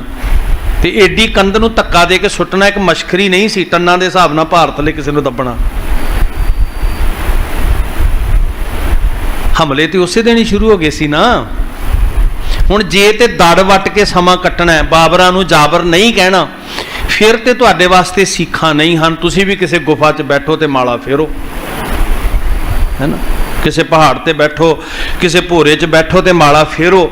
ਤੇ ਜੇ ਬਾਬਰਾਂ ਦੀ ਹਿੱਕ ਤੇ ਖੜ ਕੇ ਉਹਨਾਂ ਨੂੰ ਜਾਬਰ ਕਹਿਣਾ, ਸੱਚ ਸੁਣਾਏ ਸੀ ਸੱਚ ਕੀ ਬੇਲਾ, ਜੇ ਗੁਰੂ ਨਾਨਕ ਦੇ ਸਿਧਾਂਤ ਤੇ ਤੁਰਨਾ, ਤੇ ਮੇਰਾ ਬਾਬਾ ਕਹਿੰਦਾ ਮੈਂ ਵੀ ਜੇਲ੍ਹ 'ਚ ਗਿਆ ਸੀ ਤੇ ਮਿੱਤਰਾ ਜਾਣਾ ਤੈਨੂੰ ਵੀ ਪੈ ਸਕਦਾ, ਕਿਉਂਕਿ ਸੱਚ ਨੂੰ ਤੇ ਸਿੱਖਾਂ ਪਿੱਛੇ ਡੱਕਣ ਦਾ ਯਤਨ ਕਰਨਾ ਹੀ ਹੈ। ਹੁਣ ਗੁਰੂ ਨਾਨਕ ਤੋਂ ਵੱਡਾ ਸੰਤ ਕੌਣ ਹੋਏਗਾ ਜਿਹਨੂੰ ਹਾਕਮ ਚੁੱਕਦਾ ਤੇ ਜੇਲ੍ਹ 'ਚ ਸੁੱਟ ਦਿੰਦਾ, ਤੇ ਬੰਦਾ ਜੇਲ੍ਹ 'ਚ ਹੋ ਗਿਆ ਜੇ ਅਸੀਂ ਕਹਿੰਦੇ ਆ ਵੀ ਬੰਦਾ ਦਾਗੀ ਹੋ ਗਿਆ। ਗੁਰੂ ਨਾਨਕ ਜੇਲ੍ਹ 'ਚੋਂ ਹੋ ਕੇ ਆ ਰਹੇ ਆ, ਗੁਰੂ ਹਰਗੋਬਿੰਦ ਸਾਹਿਬ ਤੇ ਫੌਜ ਚੜ੍ਹ ਕੇ ਆ ਰਹੀ ਹੈ। ਉਹ ਕਹਿੰਦੇ ਚਲੋ ਗੁਰੂ ਹਰਗੋਬਿੰਦ ਸਾਹਿਬ ਜੀ ਨੂੰ ਵੀ ਕੈਦ 'ਚ ਸੁੱਟੋ, ਗੁਰੂ ਤੇਗ ਬਹਾਦਰ ਮਹਾਰਾਜ ਜੀ ਨੂੰ ਵੀ ਕੈਦ 'ਚ ਸੁੱਟੋ, ਮਾਂ ਗੁਜਰੀ ਜੀ ਨੂੰ ਵੀ ਕੈਦ 'ਚ ਸੁੱਟੋ। ਅਰਥ ਇਹ ਨਹੀਂ ਹੈ ਕਿ ਕੋਈ ਇਹਨਾਂ ਗੱਲਾਂ ਦੇ ਨਾਲ ਹਾਕਮ ਕਹੇ ਤੇ ਕੋਈ ਕ੍ਰਿਮੀਨਲ ਬਣ ਜਾਂਦਾ, ਪਰ ਇਹ ਗੱਲਾਂ ਸਮਝਾਉਣ ਦੀ ਜ਼ਰੂਰਤ ਹੈ। ਪਹਿਲਾਂ ਤੇ ਆਪਣੀ ਪੀੜ੍ਹੀ ਨੂੰ ਸਮਝਾਈਏ ਤੇ ਫਿਰ ਵਿਸ਼ਵ ਨੂੰ ਸਮਝਾਈਏ। ਦਲੀਲ ਨਾਲ ਮੰਨਣਾ ਪੈਣਾ ਸਾਧ ਸੰਗਤ ਜੀ ਕਿ ਜਿਵੇਂ ਸਮਝਾਉਣਾ ਚਾਹੀਦਾ ਸੀ ਅਸੀਂ ਨਹੀਂ ਸਮਝਾ ਪਾਏ, ਉੱਥੇ ਸਾਨੂੰ ਬਹੁਤੀ ਸਫਲਤਾ ਨਹੀਂ ਪ੍ਰਾਪਤ ਹੋਈ ਜੀ। ਸੋ ਸੁਭਾਗੇ ਸਿੱਖੋ ਇੱਦਾਂ ਜੁੜ ਕੇ ਬੈਠਣਾ। ਹੁਣ ਕਈ ਵਾਰੀ ਨਾ ਸਾਨੂੰ ਤੇ ਐਂ ਲੱਗਦਾ ਵੀ ਹੱਕ ਵਿੱਚ ਹੀ ਬੰਦਾ ਤਾਂ ਆ ਜੇ ਉਹ ਸਾਡੀ ਸੋਚ ਅਨੁਸਾਰ ਗੱਲਾਂ ਕਰ ਰਿਹਾ, ਇੱਦਾਂ ਨਹੀਂ ਹੈਗਾ। ਇੱਦਾਂ ਨਾ ਸ਼ੱਕ ਕਰੀਏ ਨੀਅਤਾਂ ਉੱਤੇ। ਜਿੰਨਾ ਜਿੰਨਾ ਯੋਗਦਾਨ ਕੋਈ ਸਿੱਖ ਪਾ ਰਿਹਾ ਉਸ ਯੋਗਦਾਨ ਦਾ ਸਤਿਕਾਰ ਕਰੀਏ ਸਾਧ ਸੰਗਤ। ਤੇ ਇਹ ਸੰਘਰਸ਼ ਨਹੀਂ ਬੰਦ ਹੋਇਆ, ਇਹ ਸੰਘਰਸ਼ ਦੇ ਵਾਰਸ ਤੁਸੀਂ ਹੋ, ਤੁਹਾਡੇ ਘਰਾਂ ਤੋਂ ਚੱਲਣਾ ਇਹ ਸੰਘਰਸ਼। ਆਪਣੀ ਹੋਂਦ ਦਾ, ਆਪਣੀ ਪਹਿਚਾਨ ਦਾ, ਆਪਣੀ ਗੈਰਤ ਦਾ, ਆਪਣੇ ਸਵੈਮਾਨ ਦਾ। ਛੁੱਟੀ ਵਾਲਾ ਦਿਨ ਹੈ। ਸਰਦਾਰ ਕਪੂਰ ਸਿੰਘ ਜੀ ਨੂੰ ਵਿਸਾਖੀ ਦੀ ਛੁੱਟੀ ਹੈ ਤੇ ਅੱਧੀ ਰਾਤ ਨੂੰ ਦਰਵਾਜ਼ਾ ਖੜਕਾ ਕੇ ਤੇ ਉਹਨਾਂ ਨੂੰ ਨੋਟਿਸ ਮਿਲਦਾ ਵੀ ਭਾਈ ਤੁਹਾਨੂੰ ਨੌਕਰੀ ਤੋਂ ਕੱਢ ਦਿੱਤਾ ਗਿਆ। ਡੀਸੀ ਨੇ ਉਹ ਡੀਸੀ ਨੇ ਵਕਤ ਦੇ, ਇਹ ਸਿਸਟਮ ਕੋਈ ਨਹੀਂ ਸੀ। ਪਰ ਦੋਸ਼ ਕੀ ਸੀ ਕਿ ਜਿਹੜੀ ਦਸਤੀ ਚਿੱਠੀ ਨਿਕਲੀ ਸੀ ਆਜ਼ਾਦੀ ਤੋਂ ਬਾਅਦ ਕਿ ਸਿੱਖ ਕ੍ਰਿਮੀਨਲ ਲੋਕ ਨੇ, ਗੁਨਾਹਗਾਰ ਨੇ, ਇਹ ਖੂਨੀ ਸੁਭਾਅ ਦੇ ਨੇ, ਲੜਾਕੇ ਸੁਭਾਅ ਦੇ ਨੇ, ਇਹਨਾਂ ਤੇ ਨਜ਼ਰ ਰੱਖੀ ਜਾਏ। ਬਾਕੀ ਡੀਸੀਆਂ ਨੇ ਤਸਲੀਮ ਕਰ ਲਈ ਤੇ ਉਹਦੇ ਅੰਦਰ ਉਹਦੀਆਂ ਰਗਾਂ 'ਚ ਗੁਰੂ ਗੋਬਿੰਦ ਸਿੰਘ ਜੀ ਦਾ ਖੂਨ ਸੀ। ਉਹ ਕਹਿੰਦੇ ਕਮਾਲ ਹੋ ਗਈ, 90% ਤੋਂ ਵੱਧ ਅਸੀਂ ਕੱਲ੍ਹ ਕੁਰਬਾਨੀਆਂ ਦੇ ਰਹੇ ਹਾਂ, ਅਸੀਂ ਵੱਖਵਾਦੀ ਹਾਂ, ਦੇਸ਼ ਸਾਡੇ ਕਰਕੇ ਹੈ। ਅੱਜ ਰਾਸ਼ਟਰਵਾਦ ਦੇ ਨਾਅਰੇ ਲਾਉਣ ਵਾਲੇ ਉੱਚੀ ਉੱਚੀ, ਕਈ ਵਾਰੀ ਨਾ ਉੱਚੀ ਕੂਕਣ ਵਾਲਾ ਬੰਦਾ ਬੜਾ ਸੱਚਾ ਬਣ ਜਾਂਦਾ ਹੈ ਨਾ। ਬਹੁਤੀ ਉੱਚੀ ਆਵਾਜ਼ 'ਚ ਮੈਂ ਬੋਲਾਂਗਾ ਤੇ ਮੈਂ ਬਹੁਤਾ ਸੱਚਾ ਹੋਵਾਂਗਾ। ਉਹ ਉੱਚੀ ਆਵਾਜ਼ 'ਚ ਬੋਲਣ ਵਾਲੇ ਉਹ ਰਾਸ਼ਟਰ ਦੀ ਹੋਂਦ ਸਿੱਖਾਂ ਕਰਕੇ ਹੈ। ਤੇ ਜੇ ਵਾਕਈ ਰਾਸ਼ਟਰਵਾਦੀ ਹੋ ਇਮਾਨਦਾਰੀ ਨਾਲ ਤੇ ਸਵੇਰੇ ਉੱਠ ਕੇ ਪਹਿਲਾਂ ਸਿੱਖਾਂ ਦੇ ਪੈਰਾਂ 'ਚ ਮੱਥਾ ਟੇਕਿਆ ਕਰੋ ਜਿਨ੍ਹਾਂ ਦੇ ਕਰਕੇ ਇਸ ਰਾਸ਼ਟਰ ਦੀ ਹੋਂਦ ਹੈ। ਪਰ ਅਸੀਂ ਵੀ ਪ੍ਰਵਾਨ ਕਰ ਲਿਆ। ਅਸੀਂ ਕਿਉਂ ਹੱਕ ਛੱਡਿਆ ਜੀ? ਸਾਡੇ ਕਰਕੇ ਇਸ ਦੇਸ਼ ਦੀ ਹੋਂਦ ਹੈ, ਅਸੀਂ ਕਿਉਂ ਹੱਕ ਛੱਡੀਏ? ਜਿਨ੍ਹਾਂ ਕਰਕੇ ਇਹ ਦੇਸ਼ ਜਿਉਂਦਾ ਹੋਵੇ, ਯਕੀਨ ਕਰਨਾ ਜੇ ਸਾਧ ਸੰਗਤ ਗੁਰਸਿੱਖ ਤੁਸੀਂ ਉਸ ਜਨਰਲ ਹਰਬਖਸ਼ ਸਿੰਘ ਤੱਕ ਲੈ ਲਓ, ਉਸ ਵਕਤ ਦੀਆਂ ਕੁਰਬਾਨੀਆਂ ਤੋਂ ਲੈ ਕੇ ਅਜੇ ਕੱਲ੍ਹ ਦੀ ਗੱਲ ਹੈ, ਜਨਰਲ ਹਰਬਖਸ਼ ਸਿੰਘ ਦਾ ਸੀਨਾ ਤਾਣ ਕੇ ਪਾਕਿਸਤਾਨੀ ਫੌਜ ਨਾਲ ਲੜਨਾ, ਇਸ ਦੇਸ਼ ਦਾ ਨਕਸ਼ਾ ਹੀ ਕੁਝ ਹੋਰ ਹੋਣਾ ਸੀ। ਤੇ ਅਸੀਂ ਵੀ ਚੁੱਪ ਕਰਕੇ ਕਿਹਾ ਵੀ ਨਾ ਨਾ ਜੀ ਨਾ, ਚਲੋ ਅਸੀਂ ਪਿੱਛੇ ਹਟ ਗਏ। ਅਸੀਂ ਹੱਕ ਕਿਉਂ ਤਿਆਗੀਏ ਭਾਈ? ਠੀਕ ਹੈ, ਮੈਂ ਇੱਕ ਵਧਾਈ ਦਿੰਦਾ ਹਿੰਦੁਸਤਾਨ ਦੀ ਸਰਕਾਰ ਨੂੰ, ਵਧਾਈ ਦਿੰਦਾ। ਮੈਨੂੰ ਬੜੀ ਖੁਸ਼ੀ ਹੈ ਸਾਧ ਸੰਗਤ, ਸਰਕਾਰ ਬਣੀ ਹੈ ਨਾ, ਬੜੀ ਖੁਸ਼ੀ ਹੈ, ਵਧਾਈ ਦਿੰਦਾ। ਜਿੱਦਾਂ ਦੀਆਂ ਨੀਤੀਆਂ ਦੇ ਉੱਤੇ ਚੱਲ ਰਹੇ ਨੇ ਨਾ, ਸਫਲਤਾ ਬੜੀ ਛੇਤੀ ਮਿਲ ਜਾਣੀ ਆਪਾਂ ਨੂੰ, ਹੈ ਨਾ। ਵਾਹਿਗੁਰੂ ਇਹਨਾਂ ਨੂੰ ਹੋਰ ਬਲ ਬਖਸ਼ੇ, ਇੱਕ ਦੋ ਵਾਰੀ ਹੋਰ ਸਰਕਾਰ ਆ ਜੇ। ਜਿੱਦਾਂ ਦੀਆਂ ਨੀਤੀਆਂ ਤੇ ਚੱਲ ਰਹੇ ਆ, ਬਹੁਤਾ ਕੁਝ ਸਾਨੂੰ ਕਰਨਾ ਨਹੀਂ ਪੈਣਾ। ਜਿੱਦਾਂ ਦੇ ਘਿਰਨਾ ਦੇ ਨਫ਼ਰਤ ਦੇ ਬੀਜ ਬੀਜੇ ਜਾ ਰਹੇ ਆ, ਰਿਜ਼ਲਟ ਆਪਣੇ ਆਪ ਹੀ ਸਾਹਮਣੇ ਆ ਜਾਣੇ ਆ। ਪਰ ਜਿੰਨੀ ਦੇਰ ਹੈਗੇ ਆ ਉਨੀ ਦੇਰ ਆਪਣਾ ਅਧਿਕਾਰ ਕਿਉਂ ਛੱਡਦੇ ਆ ਵੀ ਸਾਡੇ ਕਰਕੇ ਹੋਂਦਾ ਇਹਦੀ ਭਾਈ। ਜਦੋਂ ਠੀਕ ਹੈ ਉਹ ਫਿਰ ਸਾਰਿਆਂ ਨਾਲ ਵਾਪਰੇਗੀ, ਫਿਰ ਦੇਖ ਲਵਾਂਗੇ। ਸੋ ਇਹ ਗੱਲਾਂ ਬਹੁਤ ਸੰਜੀਦਗੀ ਦੀਆਂ ਨੇ ਸਾਧ ਸੰਗਤ। ਕਦੀ ਕਦੀ ਇੱਦਾਂ ਬੈਠਿਆ ਕਰੀਏ ਸਿਰ ਜੋੜ ਕੇ, ਆਪਣੇ ਨੌਜਵਾਨਾਂ ਨੂੰ ਬਿਠਾਓ। ਮੈਂ ਇਹ ਨਹੀਂ ਕਹਿੰਦਾ ਵੀ ਸਿੱਖੀ ਜਜ਼ਬੇ ਤੋਂ ਬਿਨਾਂ ਤੇ ਹੈ ਹੀ ਅਧੂਰੀ ਹੈ। ਜੋਸ਼ ਹੋਵੇ, ਜਜ਼ਬਾ ਹੋਵੇ, ਜਜ਼ਬਾਤ ਹੁੰਦੇ ਜਿਉਂਦੇ ਲੋਕਾਂ 'ਚ ਹੈ, ਉਹੀ ਜਾਨਾਂ ਤਲੀ ਤੇ ਰੱਖ ਕੇ ਆਉਂਦੇ ਆ। ਪਰ ਹਥਿਆਰ ਤੋਂ ਪਹਿਲਾਂ ਵਿਚਾਰ ਬੜੀ ਜ਼ਰੂਰੀ ਹੈ, ਬਹੁਤ ਜ਼ਰੂਰੀ ਹੈ। ਜੇ ਵਿਚਾਰ ਵਿੱਚ ਕੱਚੇ ਹਾਂ ਤੇ ਅਸੀਂ ਲੋਕਾਂ ਨੂੰ ਨਹੀਂ ਡੈਫੀਨੇਸ਼ਨ ਹੀ ਨਹੀਂ ਦੱਸ ਸਕਾਂਗੇ ਵੀ ਅਸੀਂ ਕਿਉਂ ਮਰਨ ਮਾਰਨ ਦੇ ਰਾਹ ਤੇ ਤੁਰੇ ਹਾਂ। ਇਹ ਪੱਖ ਹੀ ਨਹੀਂ ਰੱਖ ਸਕਾਂਗੇ ਸਾਧ ਸੰਗਤ। ਉਹ ਸਾਰਾ ਵਾਕਾ ਵਰਤਦਾ ਜੋ 1478 ਤੋਂ ਸ਼ੁਰੂ ਹੁੰਦਾ ਤੇ ਫਿਰ 1978 ਆ ਜਾਂਦਾ। ਤੇ 1978 'ਚ ਕੀ ਹੋਇਆ? ਇੱਥੋਂ ਮੁੱਢ ਵੱਜ ਗਿਆ। ਤੇ ਮੁੱਢ ਕਿੱਥੋਂ ਵੱਜਿਆ? ਜਿਹੜਾ ਬਾਹਰੀ ਰੂਪ 'ਚ ਪ੍ਰਗਟ ਹੈ, ਦੇਹਧਾਰੀ ਗੁਰੂ ਡੰਮ ਤੋਂ। ਠੀਕ ਹੈ, ਅਨੰਦਪੁਰ ਸਾਹਿਬ ਦੇ ਮਤੇ ਦੀ ਗੱਲ ਆਉਂਦੀ ਹੈ, ਪਰ ਜੇ ਉਹਦਾ ਮੁੱਢ ਵੇਖੀਏ ਤੇ ਕਿੱਥੋਂ ਵੱਜਦਾ ਹੈ ਵੀ ਪੰਜਾਬ ਦੀ ਧਰਤੀ ਤੇ ਦੇਹਧਾਰੀ ਗੁਰੂ ਡੰਮ ਨੂੰ ਪ੍ਰਫੁੱਲਤ ਕੀਤਾ ਗਿਆ। ਸਰਕਾਰਾਂ ਸਪੋਰਟ ਵਿੱਚ ਨੇ, ਉਹਨਾਂ ਨੂੰ ਸ਼ੈਲਟਰ ਕਰ ਰਹੀਆਂ ਨੇ, ਉਹਨਾਂ ਨੂੰ ਬਚਾ ਰਹੀਆਂ ਨੇ। ਤੇ ਜਾਣ ਬੁੱਝ ਕੇ ਖਾਲਸਾ ਜੀ ਦੇ ਪ੍ਰਗਟ ਦਿਹਾੜੇ ਉੱਤੇ ਅੰਮ੍ਰਿਤਸਰ ਸਾਹਿਬ ਵਿੱਚ ਪ੍ਰੋਗਰਾਮ ਰੱਖਿਆ ਜਾਂਦਾ। ਹੁਣ ਦੇਖੋ ਨਾ ਇਹ ਗੱਲਾਂ ਕਿੱਦਾਂ ਦੀਆਂ ਨੇ। ਸਿੱਖਾਂ ਦੇ ਕੋਲ ਕੋਈ ਬੰਦੂਕ ਨਹੀਂ, ਕੋਈ ਪਿਸਤੌਲ ਨਹੀਂ ਹੈ। ਸ਼ਹੀਦ ਭਾਈ ਫੌਜਾ ਸਿੰਘ ਜੀ ਸਿੰਘ ਜਾਂਦੇ ਆ ਤੇ ਇਸ ਜਿਹੜੀਆਂ ਰਵਾਇਤੀ ਸ਼ਸਤਰ ਨੇ ਸਾਡੇ ਕੋਲ ਸ੍ਰੀ ਸਾਹਿਬਾਂ, ਉਹ ਹੈਗੀਆਂ। ਗੋਲੀ ਦਾ ਸ਼ਿਕਾਰ ਹੁੰਦੇ ਆ, 13 ਸਿੰਘ ਸ਼ਹੀਦ ਹੋ ਜਾਂਦੇ ਆ। ਠੀਕ ਹੈ, ਚਲੋ ਉਹ ਨਿਕਲ ਜਾਂਦੇ ਆ ਜਿਨ੍ਹਾਂ ਨੇ ਨਿਕਲਣਾ ਸੀ। ਕਿਵੇਂ ਨਿਕਲੇ ਉਹ ਲੰਬੀ ਗਾਥਾ ਹੈ। ਪਰ ਇਹ ਵਿਚਾਰ ਤੇ ਕਰੀਏ ਵੀ ਇਹ ਖੂਨ ਦੇ ਜਿਹੜੇ ਕਤਰੇ ਡੁੱਲਣੇ ਸ਼ੁਰੂ ਹੁੰਦੇ ਆ ਸ਼ਹੀਦਾਂ ਦੇ, ਉਹਦਾ ਕਾਰਨ ਕਿੱਥੋਂ ਬਣਦਾ ਹੈ ਕਿ ਅਸੀਂ ਪੰਜਾਬ ਦੀ ਧਰਤੀ ਤੇ ਦੇਹਧਾਰੀ ਗੁਰੂ ਡੰਮ ਨਹੀਂ ਪਸਰਨ ਦੇਣਾ। ਅਸੀਂ ਬਾਣੀ ਦੇ ਸ਼ਰੀਕ ਨਹੀਂ ਪੈਦਾ ਹੋਣ ਦੇਣੇ, ਕਿਉਂਕਿ ਪੰਜਾਬ ਵੱਸਦਾ ਗੁਰਾਂ ਦੇ ਨਾਂ ਤੇ, ਹੈ ਨਾ। ਹੁਣ ਕੰਪੈਰੀਜ਼ਨ ਅੱਜ ਕਰਕੇ ਵੇਖੋ। ਜਿਉਂਦੇ ਤੇ ਛੱਡੋ, ਅਗਲੇ ਮਰਿਆਂ ਨੂੰ ਫ੍ਰਿਜ 'ਚ ਲਾ ਕੇ ਤੁਹਾਡੇ ਇੱਥੇ ਬਿਠਾ ਕੇ ਬੈਠੇ ਵੀ ਇਹਨਾਂ ਨੂੰ ਵੀ ਮੱਥੇ ਟਿਕਾਵਾਂਗੇ। ਜਿਉਂਦਿਆਂ ਨੂੰ ਤਾਂ ਟਿਕਾਣਾ ਹੀ ਆ, ਮਰਿਆਂ ਨੂੰ ਵੀ ਟਿਕਾਏ ਜਾ ਰਹੇ ਆ। ਫਿਰ ਸੈਮੀ ਗੁਰੂ ਡੰਮ ਨਾਲ ਨਾਲ ਤਿਆਰ ਕੀਤਾ ਹੋਇਆ। ਮੋਰਚੇ ਇੰਨੇ ਖੁੱਲੇ ਆ, ਸੰਘਰਸ਼ ਤੇ ਜ਼ੋਰਾਂ ਤੇ ਚੱਲਦਾ ਪਿਆ। ਮੇਰੀਓ ਭੈਣੋ, ਪਹਿਲਾਂ ਆਪਣੇ ਆਪਣੇ ਘਰ ਸੰਭਾਲੀਏ। ਅੱਧਾ ਸੰਘਰਸ਼ ਮੈਂ ਕਹਿੰਦਾ ਉਦੋਂ ਜਿੱਤਣਾ ਜਿੱਦਣ ਤੁਸੀਂ ਕਹੋਗੇ ਅਸੀਂ ਗੁਰਦੁਆਰਿਆਂ 'ਚੋਂ ਸਿੱਖੀ 'ਚੋਂ ਜਾਤਵਾਦ ਖਤਮ ਕਰ ਦੇਣਾ। ਐਡੀ ਤਾਕਤ ਆਏਗੀ ਨਾ ਤੁਹਾਡੇ ਕੋਲ, ਸਮਝ ਲਓ ਵੀ ਗੁਰੂ ਨਾਨਕ ਦੇ ਰਾਹ ਉੱਤੇ ਪਹਿਲਾ ਪੈਰ ਅਸੀਂ ਪੁੱਟ ਲਿਆ। ਉਹਦੇ ਲਈ ਕਿਸੇ ਹਥਿਆਰ ਦੀ ਲੋੜ ਨਹੀਂ ਹੈ, ਕਿ 47 ਦੀ ਲੋੜ ਨਹੀਂ, ਸੋਚ ਬਦਲਣ ਦੀ ਲੋੜ ਹੈ। ਜਿੱਥੋਂ ਸੰਘਰਸ਼ ਸ਼ੁਰੂ ਹੋਇਆ ਸੀ, ਜਿੱਥੋਂ ਖੂਨ ਡੁੱਲਿਆ ਸੀ 1978 'ਚ, ਉਹ ਕਾਰਨ ਤੇ ਅੱਜ ਫੇਰ ਮੂੰਹ ਅੱਡ ਕੇ ਖੜੇ ਆ। ਸੈਮੀ ਗੁਰੂ ਡੰਮ ਬਿਲਕੁਲ ਪੈਰਲਰ ਖੜਾ ਕੀਤਾ ਗਿਆ। ਉਹ ਗੁਰੂਆਂ ਤੋਂ ਵੀ ਖਤਰਨਾਕ ਹੈ, ਪਖੰਡੀਆਂ ਤੋਂ। ਜਿਹੜਾ ਉਹ ਤੇ ਚਲੋ ਫਿਰ ਇੱਕ ਤੇ ਡਿਕਲੇਅਰ ਸਨ ਨਾ ਵੀ ਅਸੀਂ ਗੁਰੂ ਬਣ ਚੁੱਕੇ ਹਾਂ, ਤੇ ਇੱਕ ਗੁਰੂ ਬਣ ਕੇ ਨਹੀਂ ਬੈਠੇ ਬਲਕਿ ਸ੍ਰੀ ਗੁਰੂ ਗ੍ਰੰਥ ਸਾਹਿਬ ਜੀ ਦੇ ਬਰਾਬਰ ਮੱਥੇ ਟਿਕਾ ਰਹੇ। ਪ੍ਰਕਾਸ਼ ਵੀ ਕੀਤਾ ਤੇ ਮੱਥੇ ਵੀ ਟਿਕਾ ਰਹੇ ਆ। ਮੁਹਾਜ਼ਤੇ ਤੇ ਹਾਰੇ ਪਏ ਆ ਅਸੀਂ, ਤੇ ਅਸੀਂ ਉਹਨਾਂ ਨੂੰ ਪ੍ਰਫੁੱਲਤ ਕਰ ਰਹੇ ਹਾਂ ਜੀ। ਉੱਦਾਂ ਅਸੀਂ ਵਾਰਸਾਂ ਸੰਘਰਸ਼ ਦੇ। ਜਿੱਥੋਂ ਸੰਘਰਸ਼ ਸ਼ੁਰੂ ਹੋਇਆ ਸੀ ਅਸੀਂ ਉਹਦੇ ਵਿਪਰੀਤ ਖੜੇ ਹਾਂ, ਤੇ ਉੱਦਾਂ ਅਸੀਂ ਕਹਿੰਦੇ ਆ ਵੀ ਅਸੀਂ ਵਾਰਸ ਹਾਂ। ਸਾਡੇ ਜਕਾਰੇ ਨਾਰੇ ਕਹਿੰਦੇ ਆ ਵੀ ਅਸੀਂ ਸੰਘਰਸ਼ ਦੇ ਵਾਰਸ ਹਾਂ। ਫਿਰ ਸਾਡੀਆਂ ਨਜ਼ਰਾਂ ਦੇ ਸਾਹਮਣੇ ਦਿਸ ਨਹੀਂ ਰਿਹਾ ਸਾਰਾ ਕੁਝ। ਜਿਹੜੇ ਸ਼੍ਰੀ ਗੁਰੂ ਗ੍ਰੰਥ ਸਾਹਿਬ ਜੀ ਦੇ ਸ਼ਰੀਕ ਬਣ ਕੇ ਆਪਣੇ ਪੂਰੀ ਤਰ੍ਹਾਂ ਮਾਨਤਾ ਪੂਜਾ ਮਨੁੱਖ ਦੀ ਹੋ ਰਹੀ ਹੈ। ਜੇ ਕੱਲ ਤੁਸੀਂ ਬਚਨ ਸੁਣਿਆ ਗੁਰੂ ਅਰਜਨ ਸਾਹਿਬ ਜੀ ਦਾ, ਅਸਾਰ ਤਪੰਦਾ ਤਿਸ ਲੱਗਾ ਹਰ ਨਾਹ ਨਾ ਜਿੰਨਾ ਪਾਸ, ਜਗ ਜੀਵਨ ਪੁਰਖ ਤਿਆਗ ਕੈ ਫਿਰ ਸੜਦੇ ਫਿਰਾਂਗੇ ਜੀ, ਮਾਨਸ ਸੰਧੀ ਆਸ। ਜਿਹੜੇ ਕਾਰਨਾਂ ਕਰਕੇ ਸਾਰਾ ਕੁਝ ਆਰੰਭ ਹੁੰਦਾ ਹੈ। ਸਿੱਖੀ ਦੀ ਵਿਲੱਖਣਤਾ ਤੋਂ 1478 'ਚ ਸ਼ੁਰੂ ਹੁੰਦਾ ਹੈ। ਦੇਹਧਾਰੀ ਗੁਰੂ ਡੰਮ ਦੇ ਵਿਰੋਧ ਤੋਂ 1978 ਤੋਂ ਸ਼ੁਰੂ ਹੁੰਦਾ ਹੈ।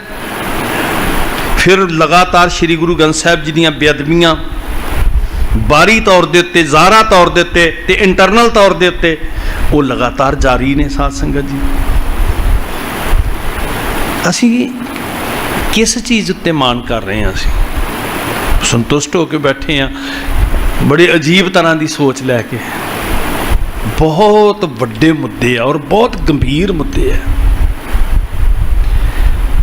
ठीक है, कई बार असीं कहते जी साडे वस की गल नहीं, उपरलियां दी गल है। साडे वस की गल ये तो हैगी है ना भी असीं अपने घर तो शुरू करिए तो लकीर खिंच के कहिए कि असीं विपरवादी सोच अपनी कौम चों कड्ढनी है। अज निर्णय कर लो, तुसीं आज़ाद हो। जिहड़ी चीज़ ने साडी सोच नूं गुलाम कीता होया, पिंजरियां च पाया, सिखां पिछे गुरु दे लालां नूं डकिया, उन्हां दी सोच नूं नहीं डक सके जी। शरीर उन्हां ने डक ले, सोच नहीं डक सके। शरीर उन्होंने मेट दिते, सोच नहीं मेट सके। तो आपां पहला प्रण करिए कि असीं सोच बचाउणी है। वो गैरत वाली, वो स्वैमान वाली, वो अणख वाली, वो सच वाली, वो धर्म के जयकार वाली, खालसा जी के बोल बाले वाली। तो कित्थों शुरू करनी है? दूजियां तो नहीं, अपने घर तो शुरू करनी है। अपने घर तो शुरू नहीं कर रहे, बाहर साडा शोर उच्चा हुंदा जा रहा। तो तीजे एक दिन सड़कों के उत्ते असीं हथियार कड्ढे हुंदे आ, बोले सो निहाल। मैं धैंदी कला च नैगेटिव नहीं जा रहा सोचना चाहता साध संगत जी, ना तुहानूं ले जाना चाहता, पर जिन्नी देर अंदर परपक्ता नहीं आउंदी, दृढ़ता नहीं आउंदी, विचार की समझ नहीं आउंदी, हथियार दिखावा बन के रह जाणगे। इत्थों शुरुआत करिए, अपने अपने घर तो शुरुआत करिए। मेरियां भैणां नूं बेनती है मेरी, तुसीं प्रण करो कि असीं विपरवादी सोच, मन मत, अंध विश्वास, अज्ञानता ये घरां चों कढ देनी है। तुसीं प्रण करो कि असीं अपने घरां चों नशे कढ देने हैं। तुसीं प्रण करो असीं गुरु घरां चों जातवाद कढ देनी, सिੱਖੀ चों जातवाद कढ देनी है। असीं मनुख की पूजा कढ देनी है। इन्हां चीज़ां नाल ही ते सोच गुलाम कीती है। नशियां नाल साडी जवानी गुलाम कीती, भरमां नाल साडी मानसिकता गुलाम कीती। ते जदों तुसीं लड़ना शुरू कर दिओगे, संघर्ष शुरू कर दिओगे, सोच आज़ाद हो जाएगी। फिर शरीर नूं संगल मारन नाल कोई फर्क नहीं पैना। वाहिगुरू जी किरपा तुहाडे सारिआं ते करन।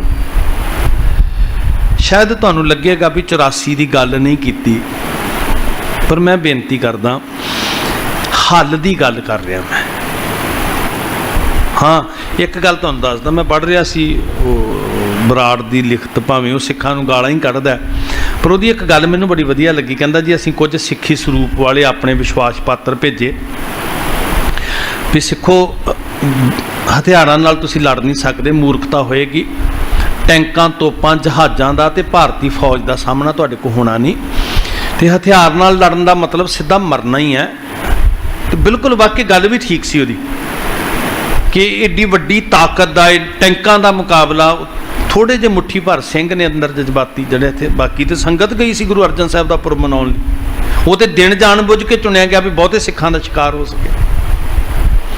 सो बराड़ कहंदा कि असीं कुछ सिੱਖੀ स्वरूप वाले अपने विश्वास पात्र भेजे भी सुहिरदता नाल असीं तुहानूं समझाते हैं कि बाहर आ जाओ, पेश कर दो अपने आप। कहते असीं बड़े उत्सुकता नाल उड़ीक रहे सी कि वो हुण, क्योंकि कहते अगला विश्वास करता ना भी मौत बड़ी भयानक हुंदी है। तो इत्थे टन्नां दे हिसाब नाल बरूद सामने आ गया, तोपां आ गईयां, इन्नी ताकत ते पाकिस्तान विरुद्ध नहीं सी वरती, चाइना विरुद्ध नहीं सी वरती जदों जंग होई 65 दी। तो वो कहते भी सानू यकीन सी भी ये कौन मरन नूं तैयार होएगा। तो असीं उड़ीक रहे सी भी साडे साथी आउण वापस, तो वो सानूं दस्सण भी भाई सलाह मशवरा हो गया तो वापस चलीए। बराड़ कहता भी असीं जदों साथियां नूं वापस आउंदिआं देखिया तो चलो असीं तो उड़ीक रहे सी, खुशी होएगी आउण दी। तो कहते असीं हैरान हो गए, नाले असीं हैरान होए तो नाले साडा हासा ना रुके। वो सारिआं नूं नंगियां कीता होया, कपड़े उन्हां दे ला ले ते वो अपने कशहरियां दे विच ने ते मूँह उन्हां दे काले कीते होए। कहते असीं हੱਸਣੋਂ ना हटीए भी दसो ये होया की है तुहाडे नाल। वो कहन लगे जी सानू बब्बरा ने, असीं गए उन्हां दे कोल ते उन्हां ने सानू कोल बिठा के ते लानतां पाईयां भी सिੱਖੀ स्वरूप चो ते जाना बचाउण वास्ते सलाह देण आए हो सानू। ते उन्हां ने जनरेटर वाले कमरे चो काला तेल लैके साडे मूँह ते मार दिता भी तुहानू मारदे नहीं, ये कालखी तुहाडे मत्थे दे उत्ते कलंक होएगी इतिहास विच भी तुसीं हरमंदर साहब की अजमत वास्ते जूझण की बजाय जाना बचाउण की सलाह देण आए सी। मारिया नहीं, इस ये की है जी, अंदर की सोच है। पर जे क्रोध हुंदा, नफरत हुंदी, तो फिर तो शायद लाशां दे ढेर ही लगदे। हुण उस सोच नूं जिंदा रखिए भी एहसास कराउणा, अपने भरावां नूं एहसास कराउणा भी तुसीं गलत हो, ते अंदर दे जज्बे नूं भी उजागर करना भी जिंदगी कुर्बान करनी साडे वास्ते वड्डी गल नहीं है। सो ये गंभीरता जिन्नी देर असीं नहीं लियाउंदे, विचार जिन्नी देर असीं नहीं पकड़ते, असीं कदी भी सफल नहीं हो सकते। तो मैं खास करके नौजवान वीरां नूं बेनती करांगा, वाहिगुरू तुहानूं सिੱਖੀ ਦਾ जज्बा बख्शण, तुहानूं शहीदां नाल प्यार बख्शण। तुसीं अपने कौमी नायकां नूं चेते करो, उन्हां दे चित्तर अपने दिल च वसाओ, कोई शक नहीं, कोई चिंता नहीं। पर तुसीं एक गल ते बाबा जरनैल सिंह कोलों सिੱਖ लईए ना आपां कि किड्डे किड्डे वड्डे फिलासफर आंदे सी, विदेशी पत्रकार आंदे सी, ते जदों दलील नाल बैठ के टेबल टाक करते सी, ते वो वड्डे वड्डे दलीलबाज मनुख सिर झुका के नमस्कार करके गए कि वाकई जो तुसीं कह रहे हो ठीक है। वो बाबा जरनैल सिंह वाली दलील तो असीं लई नहीं, तो बाकी असीं कहंदे भी असीं वारस बन गए। वो विचारां दी जंग भी जितदे सी, जिहदे च असीं अज सफल हो रहे हैं। तो जदों असीं उधरों हारते हैं, फिर असीं अपनिਆਂ ਨੂੰ भी दुश्मन कहन लग पैंदे। महाराज किरपा करन, तुसीं कौम दे दाने सिर जोड़ के बैठे हो, ये बच्चों नूं विद्या दिओ, जिन्नी दे सकदे हो। इन्हां दे अंदर सिੱਖੀ दी विलक्षणता, न्यारापन, ते सब तो वड्डी जिहड़ी साडी कमाई है, नानक नाम चढ़दी कला, तेरे भाणे सरबत दा भला। ये महाराज सच्चे पातशाह हजूर बख्शिश करन। ते नाल बड़ी खुशी की गल है कि तुहाडे जज्बातां दा इम्तिहान होना कल नूं। किन्ना कुछ प्यार सिੱਖੀ ना करदे हो, ते किन्ना कुछ विढ़दे हो संघर्ष अपने आप तो, अमृत की दात लैके, गुरु दे लड़ लग के, रैत दे धारनी हो के। तो कल नूं इसे स्थान ते अमृत संचार होना। किन्ने बजे जी? हाँ जी, 10 बजे सवेरे।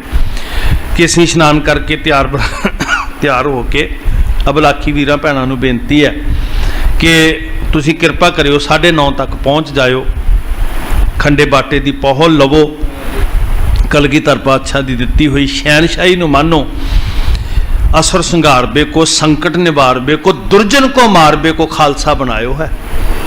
तो अपने जीवन के मकसद नूं समझण दा यतन करिए। धर्म चलावन, संत उभारन, दुष्ट सबन को मूल उपारन, जो मकसद साहब ने दिता है। तुहाडा सब दा धन्नवाद। तुसीं जिन्ने प्यार एकाग्रता नाल बैठे हो और जिन्नी सुहिरद सोच नाल तुसीं जुड़े हो, मैं नमस्कार करदा। फतेह बुला के तुहाडे कोलों इजाजत चाहुंदा। मैं मेरी थोड़ी जी मजबूरी है, मैं पहुँचना चाहता जल्दी थोड़ा। सो आस है मैनूं तुसीं खिमा करो कि सारे प्यार विच आखो वाहिगुरू जी का खालसा, वाहिगुरू जी की फतेह।